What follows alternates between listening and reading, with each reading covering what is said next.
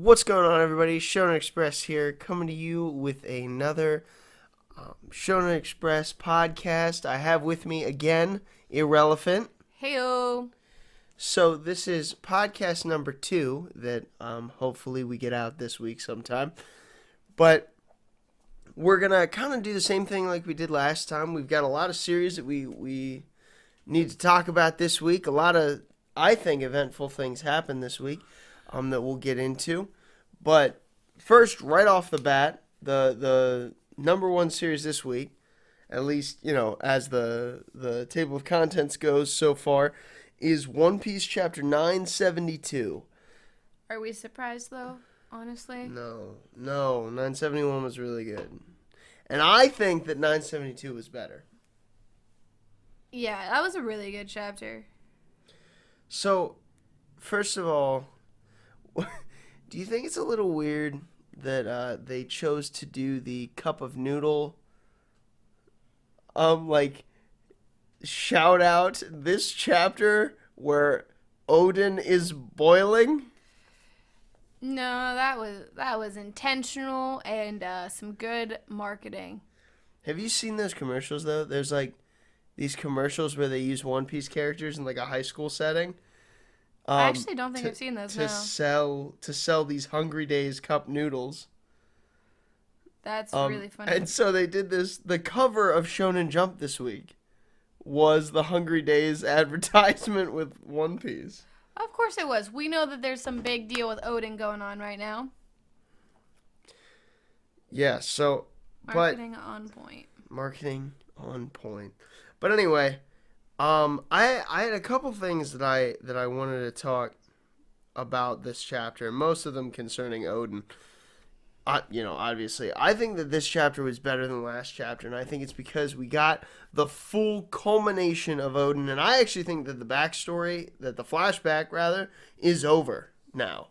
That we're gonna hop back into the present. I don't think we're actually gonna see the time travel thing. Oh yeah, I think that makes the most sense. Well, I feel like we'll open with like one panel or one scene that's showing sort of the discussion, because I feel like there has to be some sort of who got picked and why to move forward in time. But then I think that brings us back to present day. I mean, we've seen the whole truth of Odin now. I don't know that there's really anything else left to uncover unless Oda wants to show us why certain people went to the future and why certain people stayed. Otherwise, I think we're right current. Yeah, so what do you think about Odin now that we've seen his entire character as far as he's going to be in One Piece? I mean, I don't think we'll see any more of him, but what are your final thoughts on Kozuki Odin? I love him. I think he was funny. I think he was admirable with a strong code and determination. I really liked him. I see him as like a forerunner to Luffy. He feels like Luffy if Luffy was more samurai. I really like him. Interesting. Yeah, so I definitely really like him too. So one of the things that I wanted to talk about is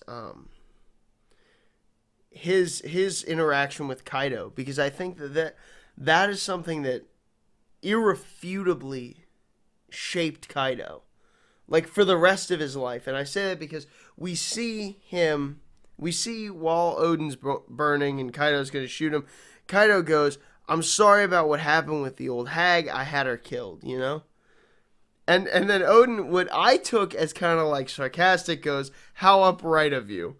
And then he says, "Build your strength while you can, for I am Odin, and I was born," for I am a story to accompany your drinks. I'm Odin, and I was born. And then the whole crowd yells to boil, and that was awesome. That was really cool. Yeah, I mean, I think that's a formative moment for Kaido there. Because I think it's interesting, because I think there's a respect level almost. Like, obviously, Kaido's not a noble person. I mean, he's a pirate, and despite pirates sort of being the good guys in this story, or at least we feel like they are, because, we're following our boy Luffy around. Well, the Straw Hats are, but, like, pirates have also been the bad guys for the majority of the story. Yeah, so pirates are a bit ambiguous here. But, but I think Kaido's got a strong set of, like, pirate morals, and so you see a lot of respect for Odin in how he's interacting with him, apologizing for the fight, and then even ending his suffering early. Like, I think that Kaido is acting as reputably as an irreputable pirate can. Yeah, but like I don't know that it's about that for him. I'm not convinced that he has that moral structure. I think it's about the fact that he'll never know if he's stronger than Odin. Because they had a fight that they were about even. Odin cut him up, left that scar on him, and now he'll never know if he's actually straight up stronger than him or not. And so I think that there's a little bit of bitterness there. That's why he's going to kill the old lady, because she messed it up, messed their one-on-one fight up. And that's I think, even goes into why he's shooting. I still think that there's a possibility that Odin could have lived through the boiling.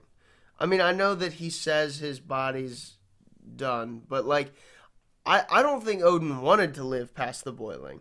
But I think that they're, like, he's still standing at the end of it. I don't know. I think that Kaido's more nefarious. But what I do think this does is I think this is why he's a drunk. And why he's literally been doing exactly what Odin told him. Building his strength while he can. I mean, he's been on Wano just building an army. And I think that this drunk nature of his coincides with this moment as well. It's a lot of regret going on with the Odin story, I think, for him.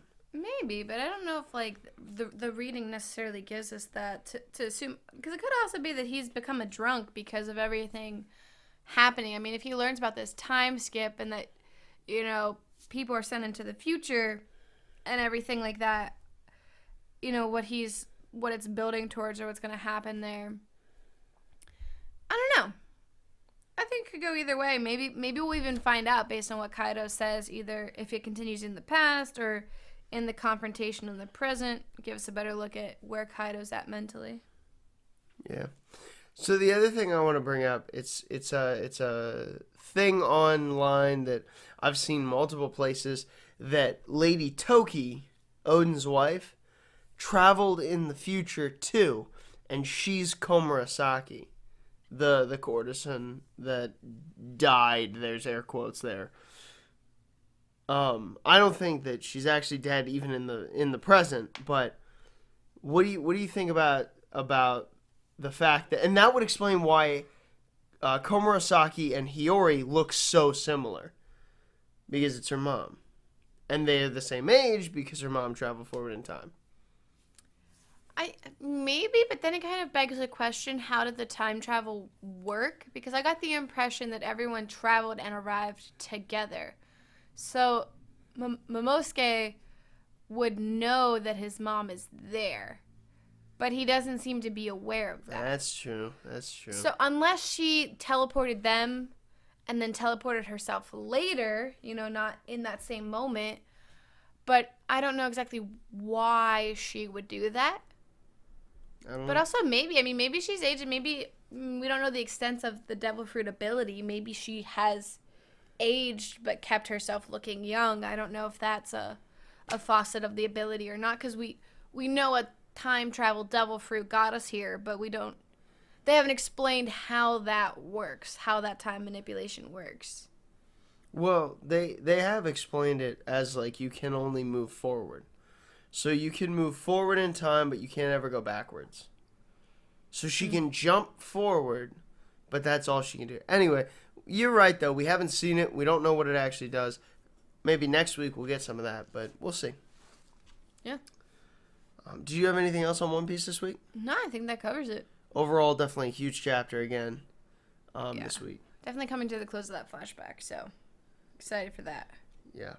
So that brings us to the next manga on that we both read that is doing incredibly well as far as where it is on the table of contents so far, and that is Guardian of the Witch. Again, I'm not surprised. This is a I really enjoyed this manga. I mean, some of the stuff I read, it takes me a chapter or two to get into, but from the beginning, this one had me. And based on its ranking in the book of contents here, it has a lot of people. This chapter especially was really cool. Yeah, no, but so this was chapter 4, was released this week. And so couple things to note about this chapter. What did you think about the weird village? The dude who like meets people and he either throws flower petals up or raises his cane, literally causing the village to raise Cain against the intruders. Like, what would you think about the village? I loved it. It felt weirdly reminiscent. Like, I feel like I've seen that play out somewhere else before. But, no, I loved it. I love that, you know, his thing is hospitality. And, you know, he doesn't buy into what the papers are saying. And he's still hospitable. I think that makes sense. I mean, it's a small village that needs to innocuously protect itself. So that's a very, you know, casual way to do it. He gauges whether they're trustworthy or not, and no one need know they were under scrutiny. Yeah. So, the other thing is, this is a common trope, within, shonen in general. Manga probably in general. But I wanted to use this chapter to kind of discuss it. So there's a panel in this chapter where part of the village hospitality, as is, I assume, customary in shonen manga, any manga, where we go to a bathhouse, right? And everybody, you know, chills out in the bathhouse, specifically the females. This manga specifically is a big, I think, proponent of this, where it draws its females not sexually at all most of the time, I think. I would say. You know, just kind of like normal women, you know? But then, like, there was that moment, and I was like, what's going on? It's like he, like, decided to use a totally different art style for, like, 5 seconds, and then go back. And there was another moment in the beginning of this manga that they did that. But I forget what it was, but it's just strange to me. Especially, like, the going from, yeah, they're just in a normal dress. It's that time period kind of style, the medieval style. And then all of a sudden it's like, and now we're anime women again. I mean, I didn't really take any sort of note of a different drawing style, and I don't know if that says more about, like, what I pay attention to or just that I don't notice drawing style. But, I don't know, it seemed tasteful, nothing, like, super weird, like, no shade towards Oda, but, like, Nami's breasts just progressively get bigger. Yeah, but that's not happening here. And in the context of this manga, like, I don't think we needed that scene, but, I mean, they do kind of have their own comment, like, that, you know, Fafner's told them, you know, rest up while you can, and so you get this moment of them, you know, relaxing vulnerably while he's chilling on the roof. So Fafner is the man. Fafner is watching out for his crew. And that's where we get the stuff with the old man and him explaining stuff. So the last thing that I had about this chapter was about the steel magic. So we see Gen, I believe his name is the Guardian's name, and Roly, maybe? Sounds right. The witch, you know, that's with him. So we see a little bit of the fight, right? Gen is fighting Fafner, / she, the witch, is also with him. Oh, Ruli. But, so Ruli and Gen are going against Fafner, and we see kind of how they fight, right? So this steel magic, what did you think about it this week? I don't fully understand it yet, but it's also just really interesting to see them be so in sync, because it seems all of Gen, or Jen, however you say it, all of his ability is not based on her, but reinforced by her. So I'm curious how he fights solo. And then it's also interesting just to consider Fafner, who has 0 witch input at all. He has so far been leading this fight on his own. I mean, obviously we've seen our witch use her powers. I'm blanking on her name right now. But Manasva. It's a weird name. It's not. So we've seen her use her witch powers, obviously, but we haven't seen her use them for or with Fafnir. So that's interesting. Yeah, so I think it looks interesting. I think the steel magic looks, it doesn't look like normal steel magic. So I don't know if you've ever heard about a manga and anime called Fairy Tail. It's actually not a Shonen Jump manga, but in Fairy Tail there's this guy who has steel magic, and so when he like punches and his arm becomes steel, it looks like just like a fully formed steel beam. But this looks different. This looks like steel that is forming almost in a, I mean, obviously steel is not a natural element, but like metal that is forming kind of as the earth forms. And so I thought it was cool. It was an interesting way to depict metal that we don't usually see in anime or manga. Oh, yeah, that's an interesting point. I don't really have the background to notice, but yeah. Just an interesting difference. But anything else on Guardian of the Witch this week? I think that's about it. I'm excited to see what becomes of this fight. Yeah. Oh, I know Manasfa's getting involved. Yeah, I'm curious how. I feel like we're going to see some, like a little prediction for the fight. I feel like there's going to be an issue where one of them accidentally hurts the other. I don't know which, but, like, I feel like in the fact that I think we're going to get a commentary that they're not yet in sync based on something happening in the fight. Gotcha. Yeah, no, I feel like, yeah, we're going to get a lot of that. But we'll see coming up. But that brings us to the next manga, which is The Promised Neverland. Came out with chapter 168 this week. We are clearly wrapping up The Promised Neverland. Yeah. For sure. But so, what, I don't really have a whole lot about this chapter. I thought that, there were some interesting strategy moves going on. But do you have any first thoughts on the chapter as a whole? It's such an aggressive game of chess. It is quite aggressive. It is very clear, I feel, that both sides have attempted to think like 20 steps ahead of their opponent. And now I'm curious. First of all, I'm very sad about... It's funny to say I'm sad about his death when I can't think of his name. Is it Nigel? Maybe I think not. so. Maybe not. He's relatively new, though. He was with Norman's gang. It was with Norman's gang, but he was like important. But you could tell that Norman was important to him, and he was important to Norman. So that was really sad. Well, that was dope, though. But it was such a bold sacrifice. And then you think it's all for nothing at first, but apparently it's not. So I'm really curious where we're leaving off and what's going to happen next.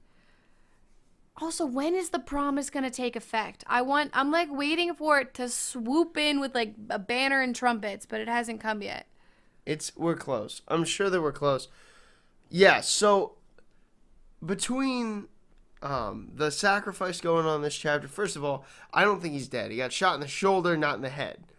It could have been in the head, but if it was in the jaw. It looked like the head. I don't know. Maybe that's just bad drawing. I don't think so. I think it was a convenient way to make it look like he got hit in the head, but he wasn't.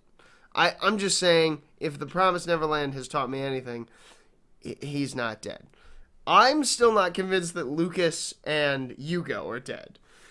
So, if I don't see the body, I don't believe it. So okay, One Piece rules is what we're going with. If you don't see a body, they're not dead. All right, that's fair and hopeful. Yeah, but anyway, Peter Rattray is his sanity. It slips from time to time, and we've seen that before. But it just we saw it again this chapter where he's like all of a sudden he's screaming because things aren't going his way. It's just unstable, and then Oliver with the clutch attack there at the end where he's got a gun to Peter's head, ready to go. Based on specifically that father comment, he did not like the father comment. No. But it did bring up something interesting. Who is the father of all of the farm children? And is it one person or multiple people? And could it be possible that literally Peter Rattray is all of their fathers? So, just speaking biologically, yes, it is possible. And would sort of make sense as, they want elite progeny and he seems to have an inflated ego. But at the same time, but he really is intelligent. It's not like he's not intelligent. No. So, like, in a way, his genes make the most sense in order to, have a good flock of children. But I don't know. Like, I feel like they'd want to protect their genetics. And one, not let the demons know how good Rautri clan tastes. But then also, like, leaving the Rautri line to be, like royalty almost, untouched. Not part of that. I don't know. Maybe there's like a concept of fathers in the same way that there's mothers. There's definitely not that, because we do not see any grown men. No, we don't see them because we probably don't trust grown men, But where would they be? Like, we would have definitely seen, like, that system by now. We've seen the entire system of the farms at this point. We have a good picture of how this works. I'm just saying that the Rautri clan has to provide the necessary male component for the children.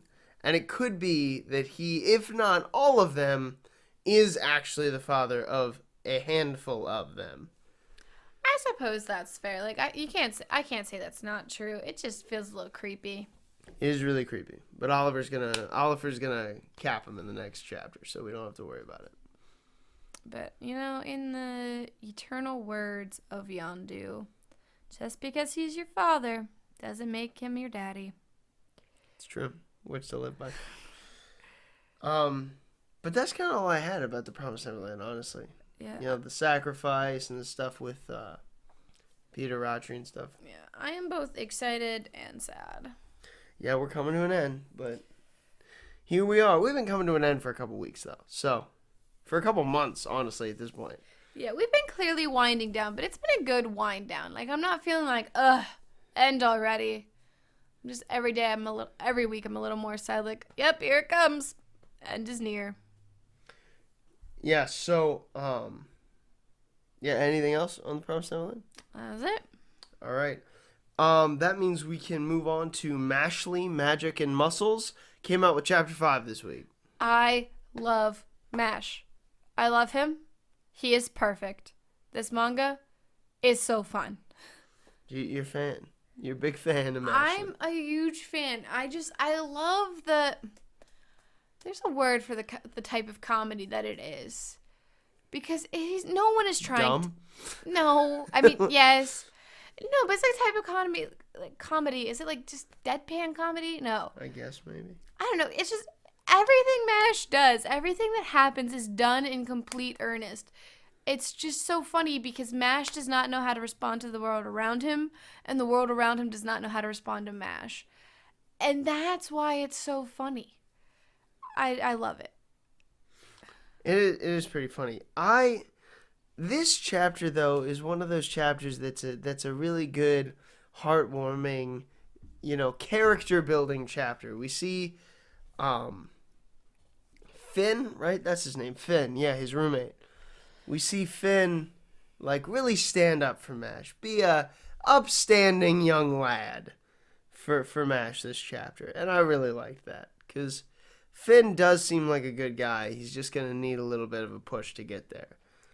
Well, when you have the school bully breathing down your neck and you don't have the brute force of 1,000 men behind you, it could probably be a little overwhelming.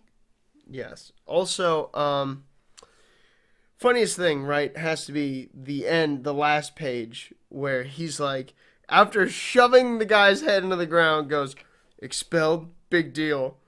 And then he goes, actually, that seriously would be a big deal. And I think the thing to appreciate about the panel is when he says expelled, big deal, he's like, eye to the side, hair swished down, like one of those angsty manga boys. He's got Justin Bieber hair expelled, right there. Big deal. And then he looks dead forward with his nice little bowl cut and goes, actually, that is a big deal. And I go, Mash, you tried so hard to be cool for a second, and I appreciate that. He is cool. I like that he doesn't care, and then does care. Because it's realistic, right? So, Luffy would have just shoved his head in the ground and said, whatever. Screw the consequences.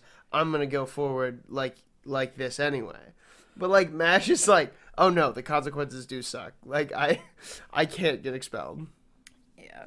It's just nice. You know, it's refreshing to see. But, this bully guy, he is not going to last too long. You know? The Draco Malfoys never do. Yeah, I don't even think he's going to last long enough to be like a real Draco Malfoy, though. I don't know. We'll see. We'll see what happens. He is the snake-looking guy, so sometimes the snake-looking guy sticks around. But we'll see. I feel like he has to last at least until MASH develops a little more, because right now this is the main antagonist, right? The classmate trying to sabotage him, and the teacher as well. And I think once he gets a little bigger, when MASH gets a little bigger, like maybe those characters will fade away. Yeah, we'll see. We'll see what happens. But honestly, that is actually all I had to say about Mashley. I don't know if you had anything else. Yeah, I think we're good to move on. Yeah, so that brings us to Undead Unluck, which came out with Chapter 6 this week.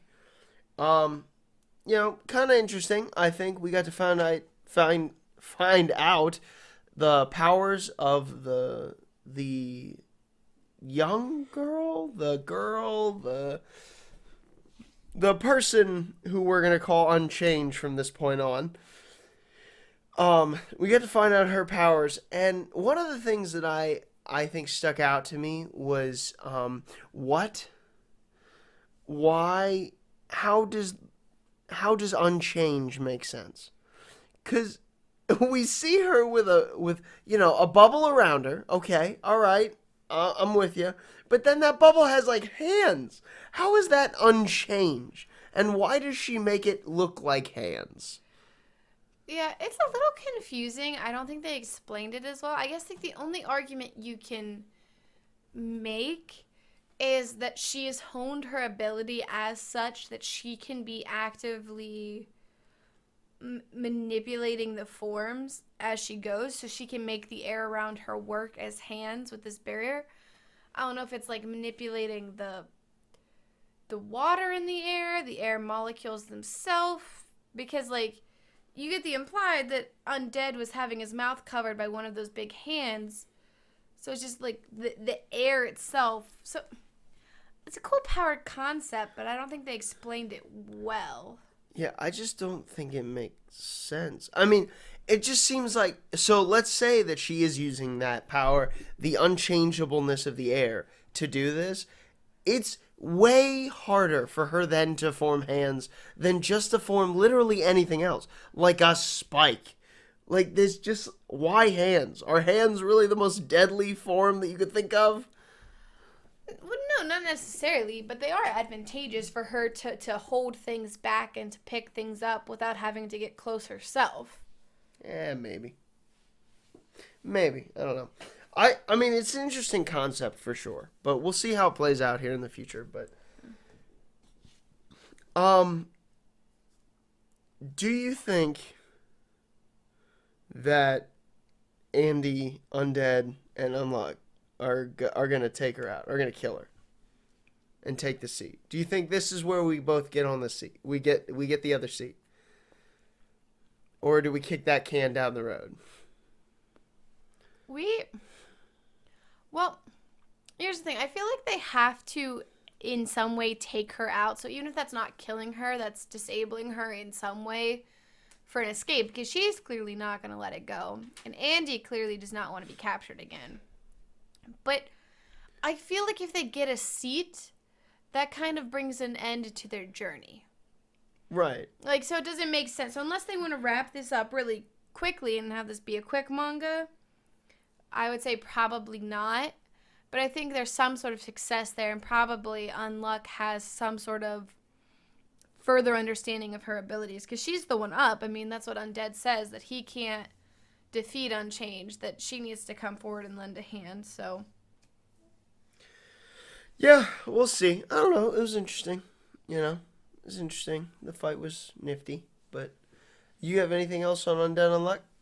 No, I think that covers it for this week's. All right. So next is Mission Yozakura Family. Came out with chapter 25 this week.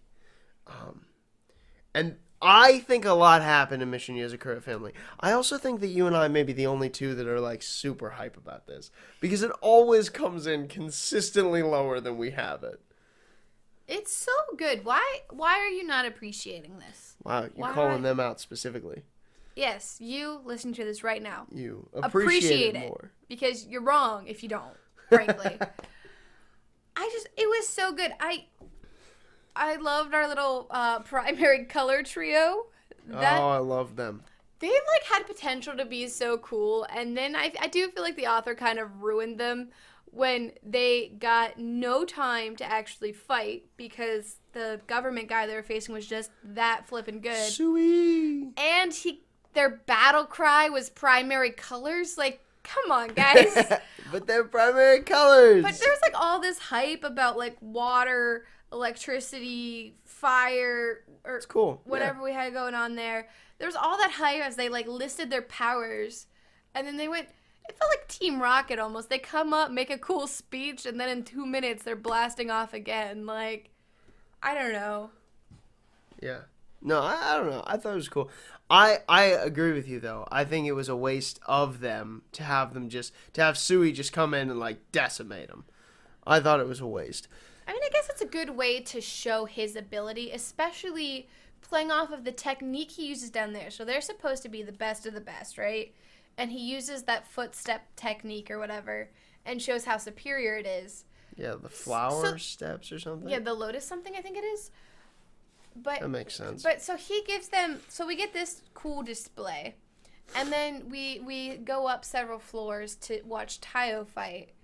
And he does the same thing, except I really love the panel where it shows he missteps to throw off the whole fight. And so that is its own curious thing there. Like I don't know, maybe it was used better than we're thinking, and we're just a little disappointed because they seemed like cool guys. Yeah, it's definitely, I don't know, it's definitely interesting, I think. What happened? So, Kurogao is dead, definitely, at the end of this. Rip Kurogao, my favorite villain from Mission Yozakura Family so far. Ow, you know. But it's I think this was a good time for him to go. I like that Tayo actually beat him. And this manga I think does really well with that concept of the Tayo always does definitively win the fight, and then the main villain is like taken out, you know? And it's usually not Tayo that does like the final straw, but you always walk away saying, yeah, Tayo won that. He was the winner of that fight. And I like that about this manga. Yeah, that's really cool. And I love too. I was worried that we were going to have a big cliffhanger where Tayo wasn't going to actually get the information that he needed to have. Yeah. But Kurogao, my master of information, had that little paper prepared. And now I'm curious, who's hiding what? What secrets are we about to uncover? Because I've got questions about Tayo's family. What's going on? And who knows? I think that we knew that as soon as Kurogao walked on the scene in his sparkly afro, we knew that this was going to lead into a bigger arc. And that's what's happening. I mean, we're leading into this bigger arc. We're going to find out what happened with Tayo's parents. I'm excited. Do you think there's a possibility that Tayo's parents are or were spies and that's why his family's dead? Yeah. And either the families with now the Yazakuras, like, they're not willing to share that info, or they were such good spies that they don't actually know that info. I'm just curious because, like, I mean, Tayo's got like this weird adept ability, right? You know, and we can blame part of that on the modifications of the family he's been with, the regulars training or whatever else, but like, what if it's a little bit more? You know what I mean? I mean, it might be, but at the same time, I think that Tayo really is just like a homegrown spy. Like, they did this from scratch. Yeah, I mean, I do like the idea of that, too. Don't get me wrong. But we'll see. We'll see what happens. Do you have anything else on that, though? No, I think that covers it. So, Mitama Security, Spirit Busters, did an interesting thing this week. It came out with both chapters 25 and 26 this week. So, we'll talk about both this week. The double chapter was initially a little concerning to me because I was like, oh my word, is it over now? Did it end? But it did not, thankfully. It should not. Mitama Security is awesome. But let's talk about the Hot Spring chapter first. Shakejiro, my boy, made an appearance in both chapters. But I love his, is this saltwater or freshwater joke in the Hot Spring chapter. I don't think that was a joke. I think he was genuinely like, am I going to go salmon in here? Or No, I know that he was genuine about that. But it's a joke for us.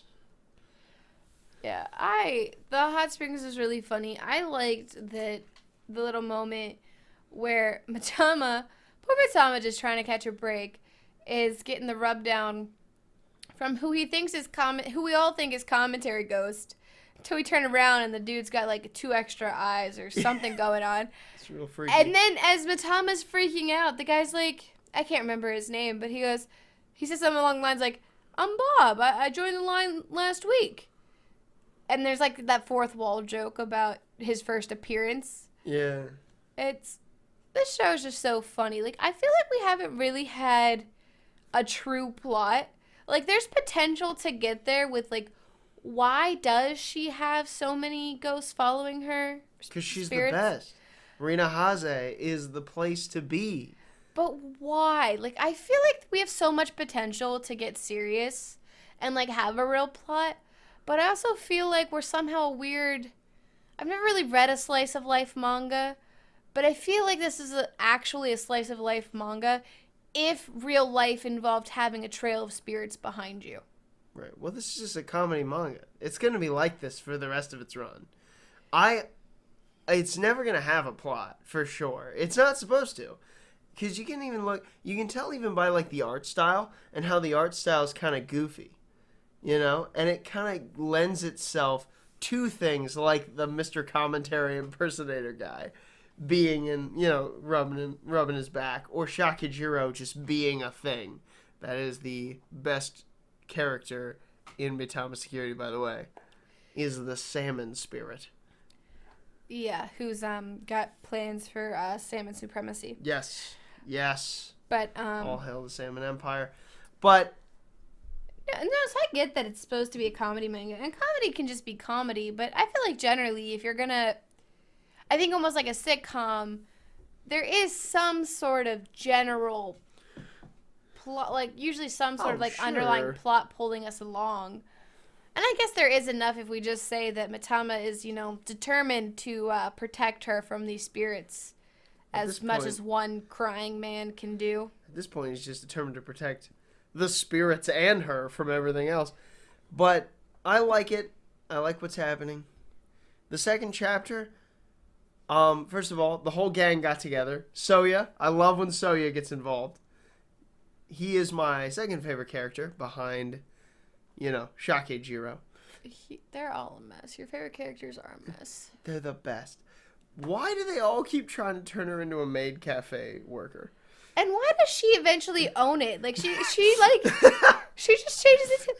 She floats in her interview with the grocery store guy. She has the spirits float. That whole was hilarious. Like, everything that happened there, the different takes on being an interviewer. And then I love, like, the little bit of a moment where as they drop her off at her interview, they're like, what did she apply for again? A convenience store. Yeah. And then I like at the very end our little box that goes, and then she went on to apply for a normal job in a normal way and got it like a normal teen. Nice work, Rina Haze. We knew you could do it.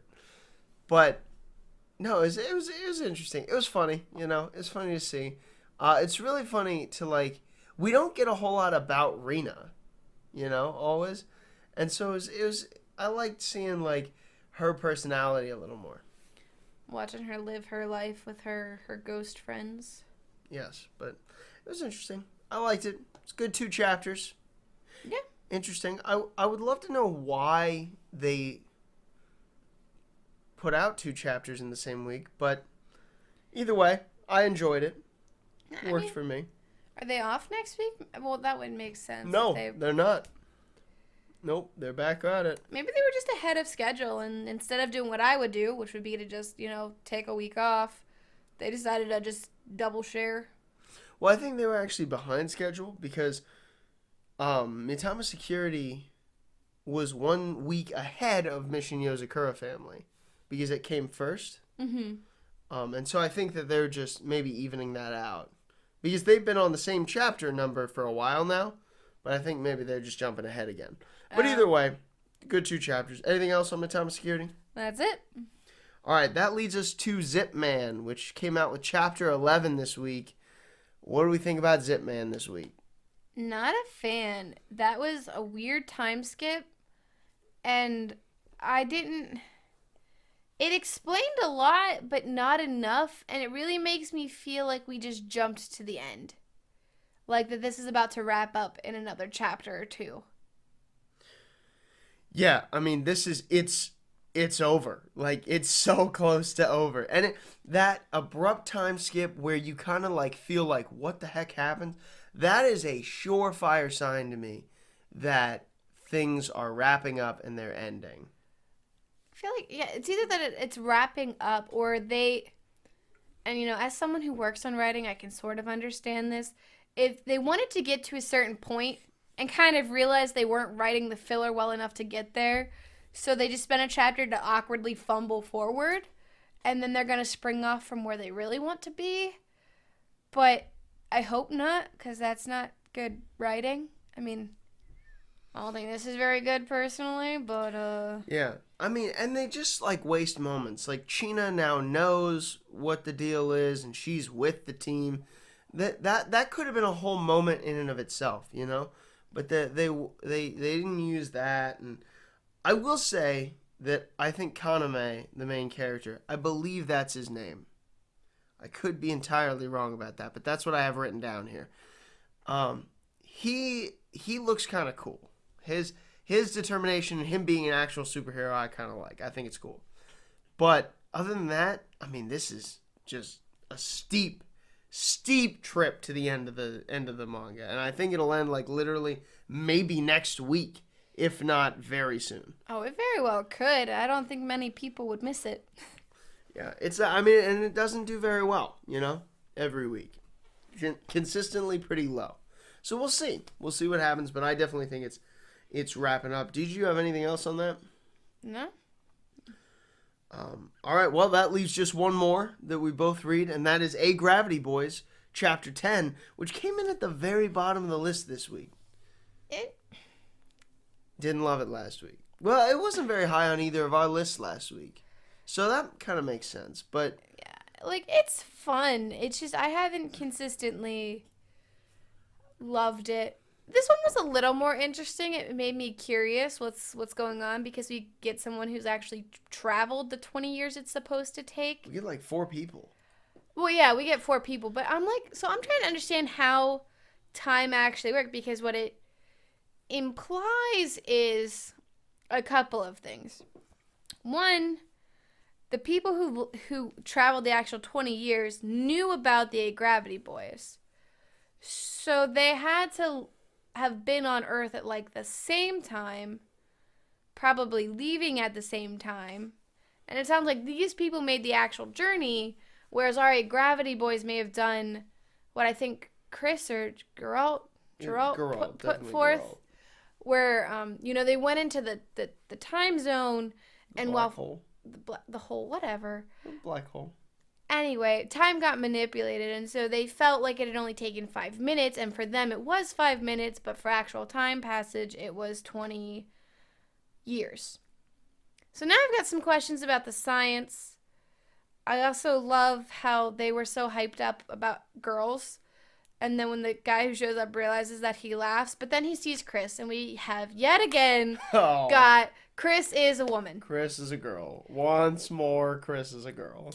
Does he need to get a shirt that says I'm a boy? I would ask the higher being for this. I'd be like, yo, higher being, you got a t-shirt that says I'm not a chick? He's got to cut his hair. He's got to get that hair out of here. Cut the hair. Let's bulk up, Chris. Come on, hit the weights. He needs to get that going. But yeah, no, the Chris is a girl thing happened again. I actually don't like what this is going to imply going forward. I like the fact that there was just the four of them exploring this Alpha Jumbro, this new world. I like that. Now there are four more people.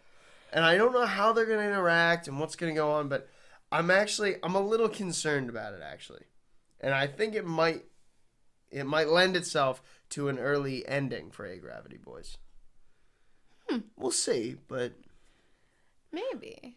That's my prediction this week. I feel right now, at least at the startup, it'll help to further the plot as they figure out what was going on and sort of plan ahead. Because right now, they're kind of left without resources. Like, I mean, they think that they're the last ones to exist at all. They're trying to make this planet work, and with all the things that they might face, statistically, it's probably better to have four more people, including people who are very intelligent, plus a robot that looks like a chick. Yeah, well, we gotta have their hopes up somehow. But, it was interesting. Had some funny moments, but all in all, Do you have anything else on A-Gravity Boys? No, that's it. All right, so right now we'll take a break, and Irrelevant will skedaddle while I go over the chapters only I read, and then we'll come back together and do, the end of the podcast. So we will take a break now. Okay, so now that Irrelevant is off the podcast for the moment, we will look at those series in Shonen Jump that I read every week that she doesn't read. As I said, I read all of the magazine except for Haikyuu I'm not caught up on yet, but honestly I think probably by next week I will be caught up on it. So Haikyuu, look for that coming soon to the podcast, and We Never Learn. Eventually, I guess when I get caught up on Haikyuu, I will start We Never Learn, but to be honest with you, I'm not looking forward to that as much as I have the other series. I'm not a big slice of life guy, and it does look kind of like cutesy slice of life, but we'll see. We'll see how I feel about it when I actually get into it. But that being said, the highest on the table of contents this week that I read was Demon Slayer, and so This week in Demon Slayer, we just got some more stuff about, some more of the fight with Muzan. And so, first of all, I like how big of a factor Iguro is. I like that. I think it's interesting that he is a big factor. I wouldn't have guessed that about his character when he was introduced to us way back in whatever volume that was, probably volume like 4 or something. He was maybe 5 or 6, but he was pretty early on introduced to us. So, way back then, I would not have guessed that he would be this big, this big of a partner in the fight.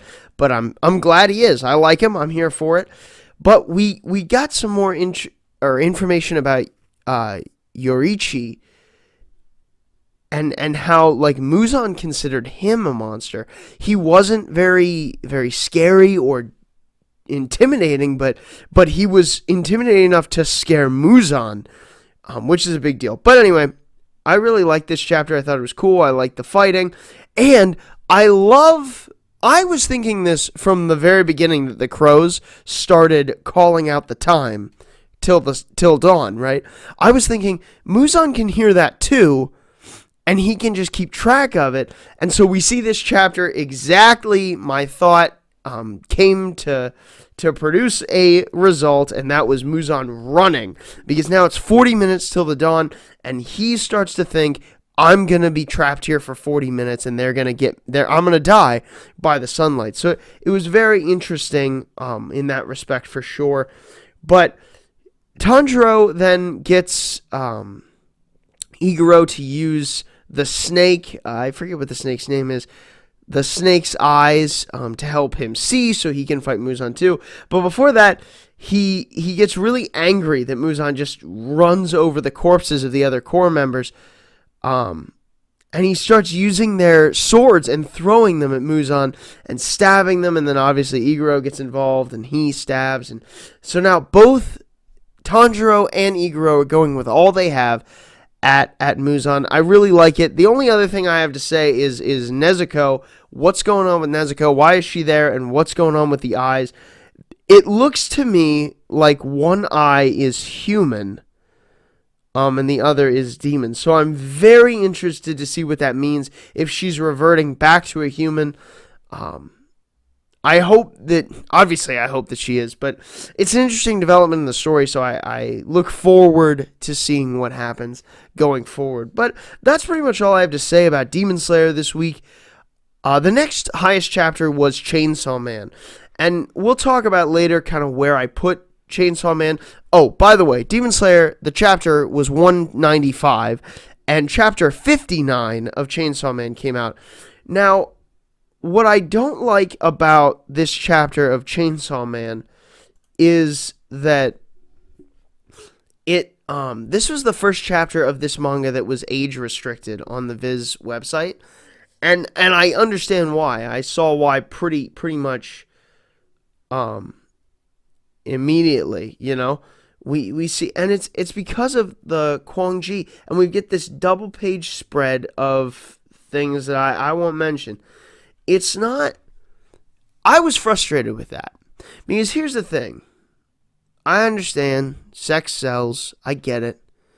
But that's not what this manga is about. I just don't understand what the need to shoehorn that in, especially a double color page spread that you didn't need to have, and that then made this chapter age restricted. For audiences outside of Japan, maybe even in Japan. I'm not sure how those laws work, but I was disappointed with the author there already, just straight out the gate. But this chapter did have some cool things to it. It does not rank high on my list because I thought it was unnecessarily crude, but it did have some interesting things. Mainly, we got to see some of the abilities of the other people that are with Denji. We got to see the Stone Devil ability, and I thought that was really cool. I'm a fan of the glasses guy, especially the heroic glasses guy, the stickler for the rules. I'm talking Uryu Ishida from Bleach. There's other examples. There's got to be other examples, but that's the kind of character I really like. That kind of character, and that's what this guy seems like to me. And I like his powers. The Stone Devil powers seem really cool. So, I got high hopes for him going forward, but I liked it. I liked seeing it. We get this bear devil, I'm guessing, just because, it was a bear claw. And fiends can't be turned into puppets if the shoulders touch. So that's good to know. Denji can't be turned into puppets. So it was interesting. Oh, no, he says cone, so it must be the fox devil. Again, that's just the fox paw. I see it. Anyway, we've found out that this is what they're doing. They want this Santa Claus guy to come to them, and then we get a little bit with the hunter pair, where she's at this amusement park, and he's got the nail, and obviously we got the immortal guy there still, but everybody's gearing up for what's about to happen, and of course we end with the Quan Chi and her chicks, and her saying, "I'll mess you up even more." I don't know. It felt like a shameless grab at like the sexual end. So I didn't like this at all. I didn't like the stuff with Quan Chi. I haven't liked Quan Chi since her introduction in the series. I don't like the fiends. I don't like anything about it. I'm not a fan.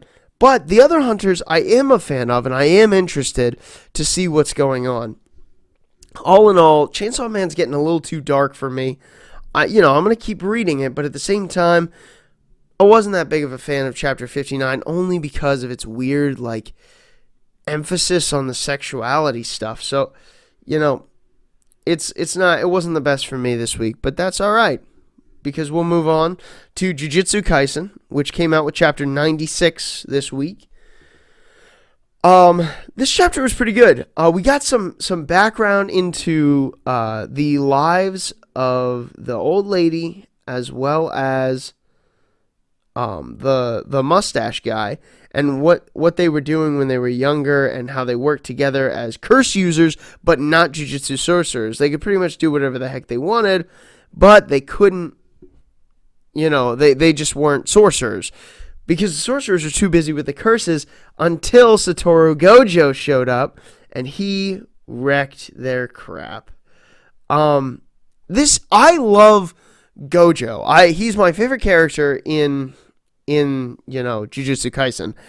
But even beyond that, I love his character. I love how he is just this ridiculously overpowered character. So much that his presence alone affected the world in an unmanageable way. So I liked that. I also liked seeing more of the fight that Itadori and Fushiguro were having with the mustache guy. I like this mustache guy a lot. I hope we see a lot more. He reminds me more and more of Isaac Netero from Hunter x Hunter.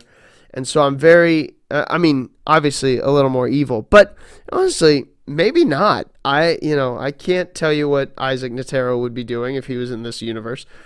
But it's very interesting. Fushiguro seems like he learned the curse technique that the mustache guy uses, and they're trying to make a little temporary retreat so that they can come up with a plan. I think this is cool. I'm really excited for next week. I'm excited to see them fight the mustache guy. I'm excited to see what kind of technique he has. All of the above. I'm really into what's going on right now. But that's pretty much all I have to say about Jujutsu Kaisen and Chapter 96. But going on, the next highest was Chapter 102 of Act Age. As I believe I said last week, am a huge fan of Act Age. I love this manga to death. When the volumes come out in English, I will definitely be collecting the volumes for sure. But this week's chapter was amazing. I really liked it. I liked the stuff about Ogami in the beginning of the chapter, how he kind of, in messing up Yonagi, he kind of sacrificed some roles that he could have and his place in Japan. It was very interesting, and what was more interesting was Kuroyama's his talk about his movie, the ultimate production that he tends to piece together. And in that movie, he needs the lead actress, which is Kei Yonagi, and we knew that Yonagi was the main actress, and he has to get her famous first. But he needs Chiyoko, and he needs Ogami. He wants both of them in there. This is going to be, at the end of this manga, whenever that production happens, it is going to be the best arc in this series, hands down, guaranteed. I am so looking forward to that arc in this manga. And I can't wait till that happens. And so he's kind of relying on Chiyoko to really pull this off, pull this together. And then the lights go out. This was so cool. This is what I really liked about Team A's performance of Princess Iron Fan. This different interpretation of the script is really cool, where they make everything dark. And she's speaking from this darkness, and then the one light shows on her, but you can't see her face, and she runs up to the stage. It's because she knows, they know, not just she, but they know the worth that her face is. She knows that she's this star, and Yonagi remembers the time that they were talking about her wearing this mask, and that it's just, she spectacularly makes her way to the front. And the whole time, what's angering to her is that Yonagi isn't looking at her. Wasn't thinking about her and competing with her when they were doing the performance. And so she then reveals her face, and it's a huge reaction from Yonagi and the whole crowd. And Kuroyama, obviously, he throws in his last quote there. It says, show them that the difference between an angel and a demon is merely the name that we give it. And that quote matters because of the fact that we've already talked about Chiyoko being this angel character and all that. And so she's redefining herself for this, ultimately for this production that Kuroyama is going to put on. I am so excited. I loved this chapter. I thought it was an amazing chapter. And Act Age is great. If you're not reading Act Age, you should read Act Age because it's amazing manga. Definitely get on that. It's not like anything else that I've ever liked in Shonen Jump, and so it kind of threw me off at first. But it is a really, really great manga that I would definitely encourage everybody to take a look at because it's awesome. But with that, we'll move on to the next manga on the list, which was Black Clover this week. Chapter 240 of Black Clover came out this week, and we get a lot of just kind of filler stuff, and I mean, I say filler stuff, but this is the manga, there's no filler stuff, but what I mean by that is, like, conversations with the gang, with the people that we know and stuff like that. Obviously, we have an emergency in the Heart Kingdom. Lolo Pachika, which is what I'm going to call her name, I don't know how to pronounce it otherwise, the queen of the Heart Kingdom, she recognizes that one of the Dark Triad is in her country. Vanessa? Yeah, the name of the Dark Triad member. We get the name of the Dark Triad member, and that she's possessed by the devil Magicula, is how I'm going to pronounce it, because I think it's a pun on Magic and Dracula. But that's a funny name for the devil. But either way, we see the Black Clover, the rest of the Black Clover Guild in the hideout, being attacked by the third member of the Dark Triad, the one that we haven't seen. And we see that, obviously the Black Bulls throw up some crazy, they transform the hideout into the bull again. Then they do the mana rocket punch and large reflection beam, hitting this guy from all sides. But the Dark Triad member uses gravity magic to just plummet all of it down to the ground. Luckily, they have the fate altering powers of that little cat, so they were able to make it, but at the same time, this is super intense. I mean, this member of the Dark Triad is super intense. Asta's about to fight him, but all in all, I really don't have a whole lot to say about this chapter. I thought it was a fine chapter. I'm just, it's a week-to-week thing for me with Black Clover, feeling out whether this is a really cool chapter or just an okay chapter, and I thought this week was just kind of okay. I'm excited for next week. I'm excited to see Asta fight, again, especially this time skip Asta, so I'm ready for that, but at the same time, it was just an okay chapter. But we will move on then to Samurai 8, The Tale of Hachimaru, which came out with chapter 39 this week. Now, last week's chapter, as I said, I was a huge fan of.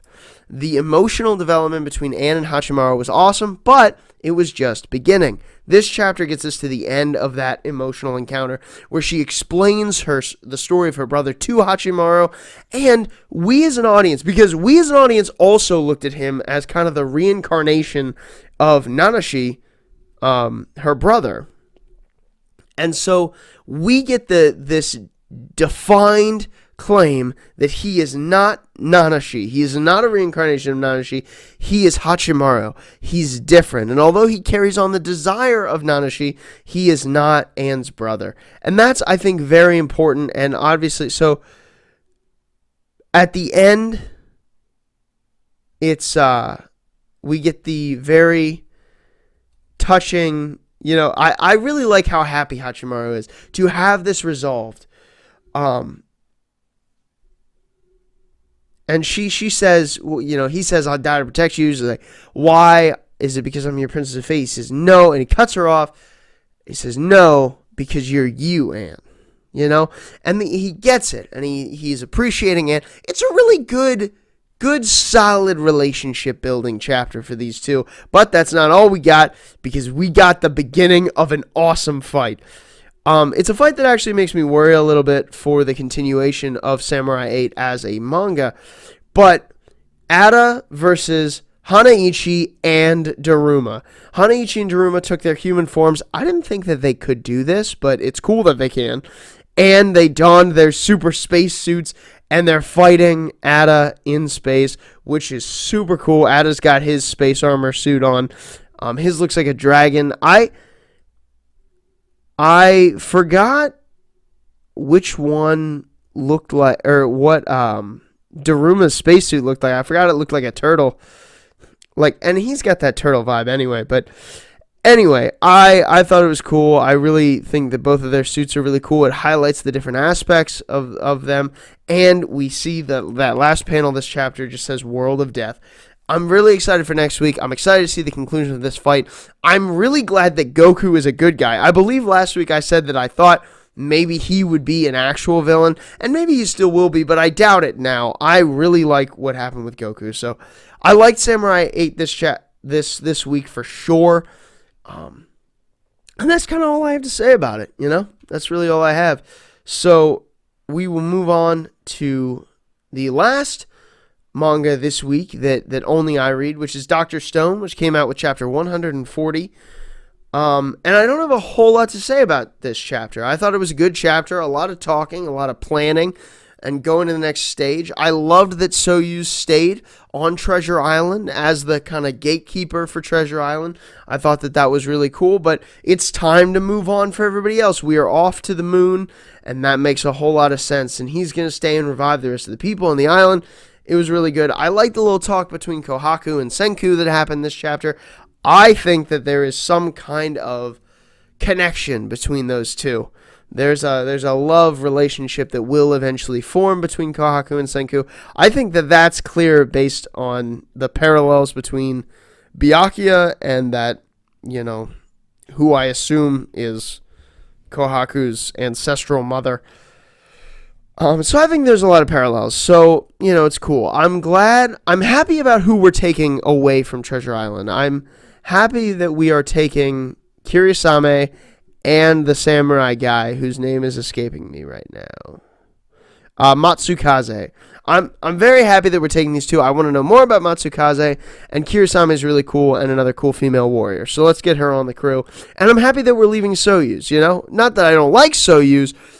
He's just, I think he's best served in the role that he's at as far as the story. So I'm good with the way things shook out. I think it's really cool.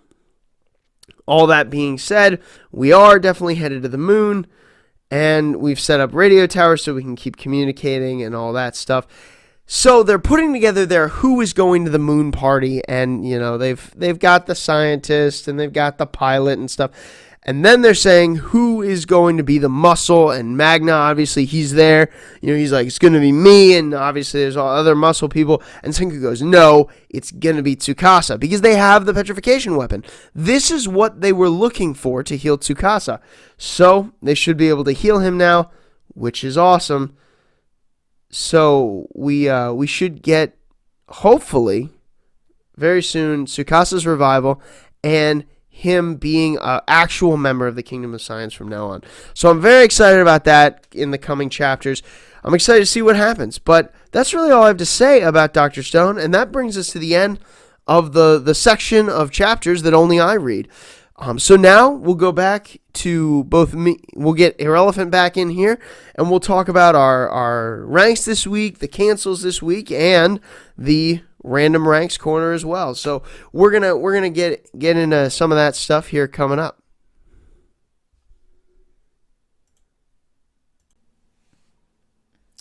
Okay, so we are back. Irrelevant is back with me. Good to be back. So we'll talk about what we think is gonna come to an end here shortly. My list is actually the exact same list that I had last week. So I don't have any different. It's Zip Man, then Demon Slayer, then The Promised Neverland. That's my list again. So I don't really have anything to talk about. Do you have anything different on this end?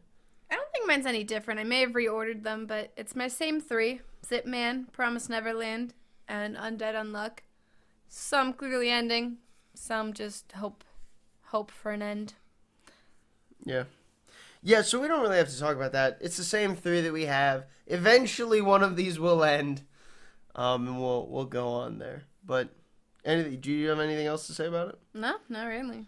All right, so let's go to our list then, our top list. So if you don't know how this works, we list off how much we liked each chapter and our rating that week for it. Now, I read a lot more manga than Irrelevant reads, and so the ones that I read and she doesn't, I don't have them numbered. I'll tell you the order of them before we get to the number.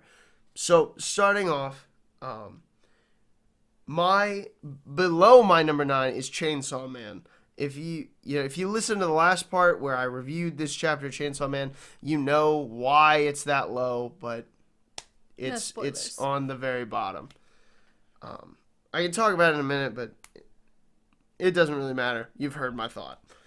So number 9 for me was Zip Man. You? Same. In between my 9 and 8, I have Dr. Stone, and then above that, Black Clover. And then your number 8? My number 8 was Matama Security. Whoa. Okay, my number 8 was Undead Unluck. I will say that I went back and forth between those two rankings, but ultimately I did put Matama at the number 8.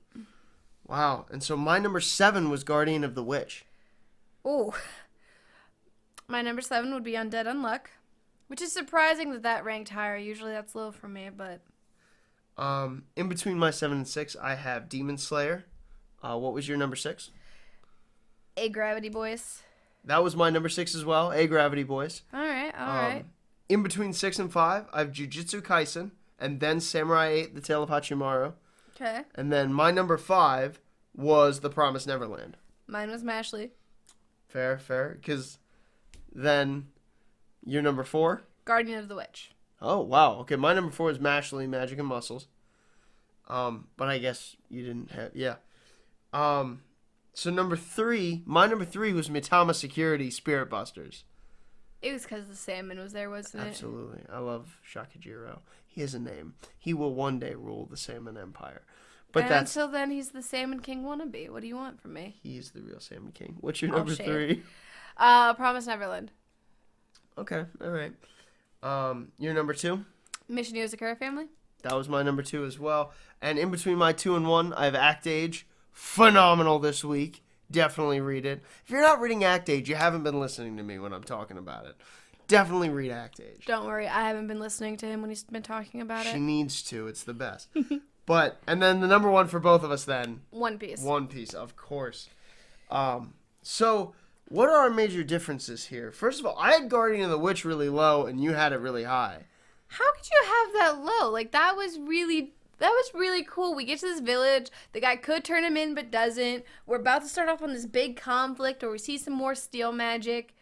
A lot of cool stuff happened. It was interesting, but I'm going to be completely honest. I'm not that into Gen and Roly. I'm not that into them as characters. They're not that exciting to me. And while I do think that the steel magic, the metal magic stuff is unique in its application, I don't think it looks that cool or is that cool in application. And so I'm not really that keen on them. Also, I think as soon as Fafnir and Manasfa learn to work together, they are going to get obliterated. But I think this is the catalyst for that. So, like, I'm not exactly excited for them as characters, but I'm excited for what they're doing for our plot. Yeah. I mean, we both had One Piece as number 1. That's a no-brainer. Mission Yozakura Family is number 2. Also, I would say a no-brainer. Yeah. You didn't have Promise Neverland very high, though. No, I thought Mitama and Mashley were funnier than The Promised Neverland was impactful. And that's why. Okay, fair. It's kind of hard doing these rankings because you got comedies up against serious dramas and and sometimes I feel like it's about like, what am I feeling this week? Am I feeling like I want to laugh, or am I feeling like I want to, have a gut wrenching boiling Odin? Yeah. I was surprised that Undead Unluck got above Mitama for you. What happened there? I mean, I guess it's kind of like your same point. Like Mitama, there was like funny stuff, but it felt more slice of life than usual. And Undead Unluck, as much as I don't like it, I felt like we were finally getting a little more development. Like we were starting to explore a little more, and I was like, okay, all right, not terrible. I mean, I went back and forth, but then ultimately switched them. Yeah. And do you have anything else to say about the ranks? Because, that's pretty much all of our differences. Yeah, I think that about covers it. Which leads us to the random rank corner. This week, it was my choice to come up with a topic. And I said so this week we're taking all of the main characters of the 10 shows that both me and Irrelevant read. I say shows, but you know what I mean. 10 manga that me and Irrelevant read, and we are giving them an element, a bending element, as if they were part of the Avatar: The Last Airbender universe. If you don't know what that show is, oh my word, go watch that show. Get educated. Turn this off right now and go. Stop it, pause the video, watch all of The Last Airbender, then come back. But also, one of the 10 main characters, we can make the Avatar, but only one. And so we've doled it out, and I'm very excited to see the differences. And so what I think we're going to do is unless you object to this, but I think what we'll go character by character, and each say, unless you don't want to do it that way. Do you have another idea? I think we need to follow the opening monologue and go by tribe: water, earth, fire, air. I'm not going to go into the whole monologue here, but I think just saying by tribe. Who do you think would be in water tribe or waterbender? Then we can't make arguments for the individual characters. Sure can. I think we can reveal our picks and then go back and explain. Because I'm sure you're going to put someone somewhere and I'm going to be like, what nonsense. You want to reveal everybody and then talk about them. Yeah. Okay, that's fine. We can do it by tribe then. So we're doing water first? Yeah. Okay. So I have two. I have 2 in water. I do as well with a tentative, like, maybe third. But I'll talk about when I get to the one I actually put him in. Okay. Oh, okay. No, I see. Oh, also, this is good for them to know. The Avatar has to be... We picked what they would be if they weren't the Avatar, too. What they're from, you know? What nation.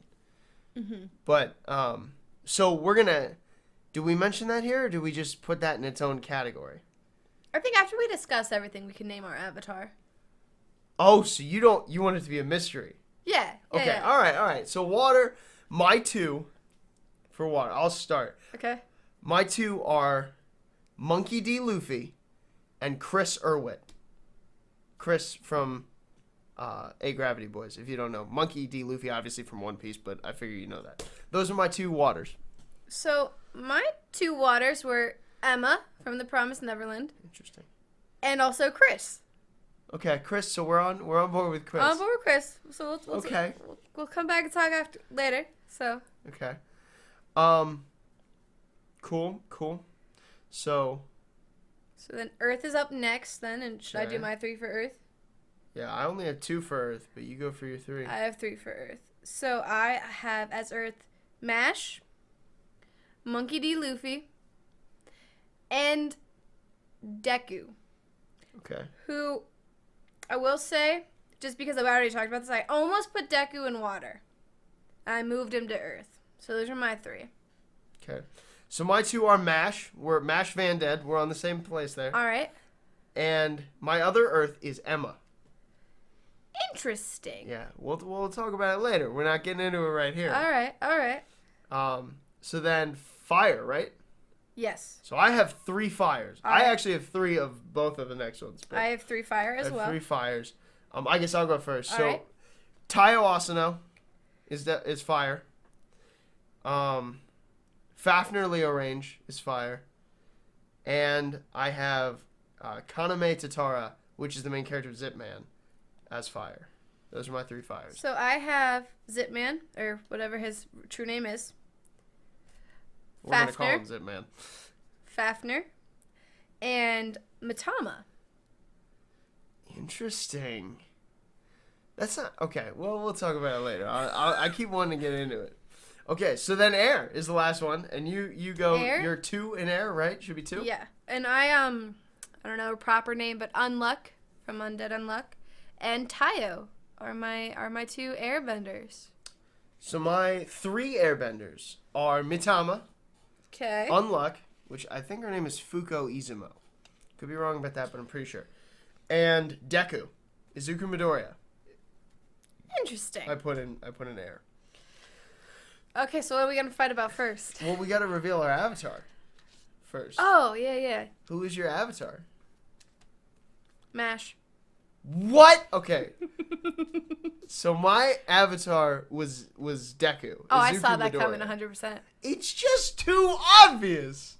Oh, I've all for one, so I've got all the elements. It's just too obvious. It's so obvious. You know who has the determination and power to seem like he has control of every element? Mash. Mash probably does have control of every element. He scares it into submission. He has willed fire, air, water, and earth to his obedience. He's got like top level power. That's why he's an earthbender avatar. I entirely agree with. Okay, all right. You can't even fight me. So let's go with. Now we'll go by names, and we'll do them individually and talk about them. So all right. I had Luffy in water, and you had him in earth. Right? Mm-hmm. Why did you put Luffy in Earth? Because Earth to me is more... It's a matter of substance and more absolute and firm standing.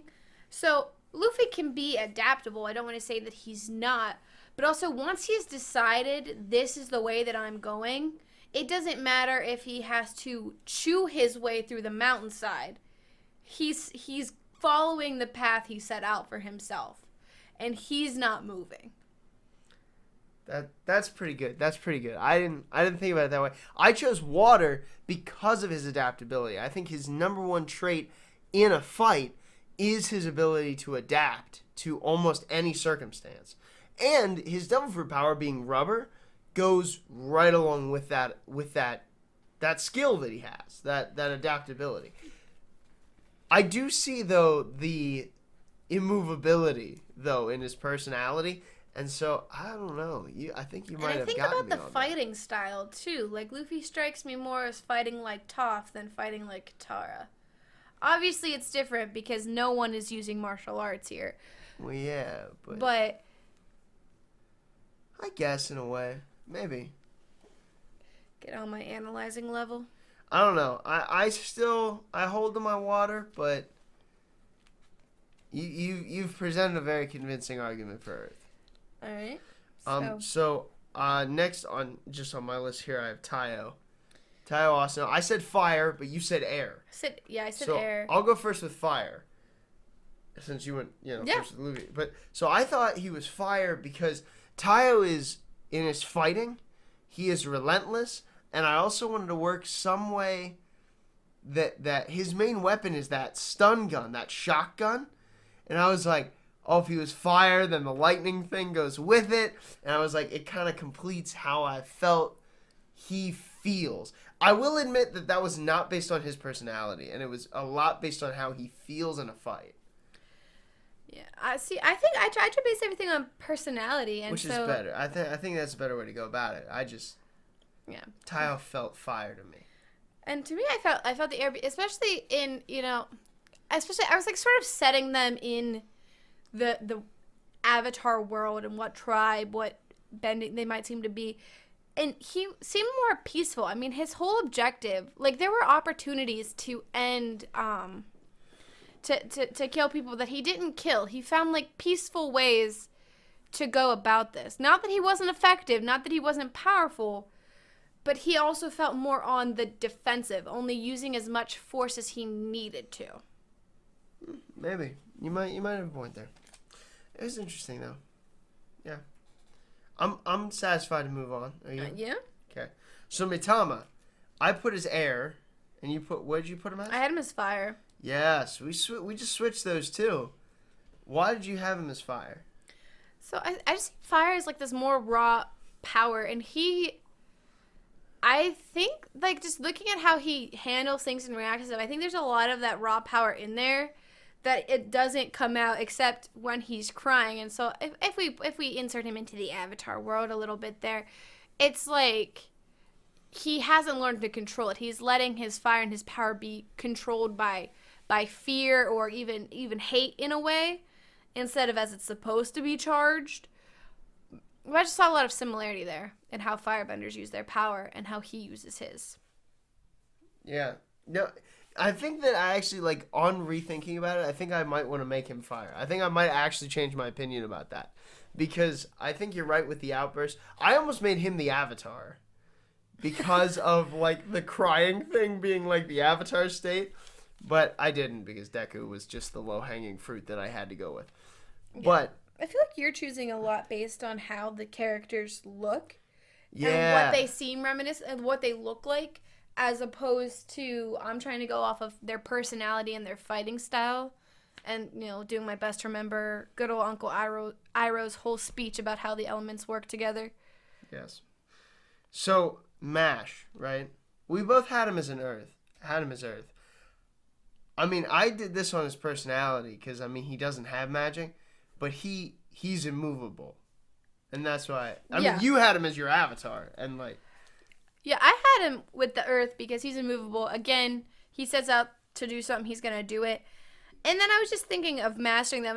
And I mean, this went a little bit off of what you see him do in the show, but how he sort of fakes till he makes it, and he gets that one spell to just sort of work itself out on the pages by ordering it to stop moving. Yeah. Like, I picture him, he's not supposed to be the Avatar. Someone else has been reincarnated, and he's just over there with, like, the big turtle that delivers power, and is like, hey, I want them all. Yeah. So it's interesting. I think we agreed on that. Emma, we did not agree on. I said Earth, you said water, right? Yes.